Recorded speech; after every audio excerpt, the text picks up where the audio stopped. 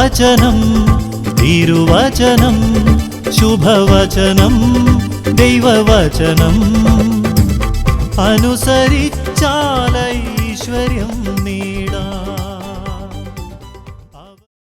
ഈശോ മിശിഹായ്ക്ക് സ്തുതിയായിരിക്കട്ടെ. നന്മയെ ജാഗരൂകതയോടെ അന്വേഷിക്കുന്നവർ അനുഗ്രഹത്തെയാണ് അന്വേഷിക്കുന്നത്. തിന്മയെ തിരയുന്നവന് തിന്മ തന്നെ വന്നുകൂടുന്നു. സുഭാഷിതങ്ങൾ 11-ാം അധ്യായം 27-ാം വാക്യം. നിനക്ക് ചെയ്യാൻ കഴിവുള്ള നന്മ അത് ലഭിക്കാൻ അവകാശമുള്ളവർക്ക് നിഷേധിക്കരുത്. സുഭാഷിതങ്ങൾ 3-ാം അധ്യായം 27-ാം വാക്യം.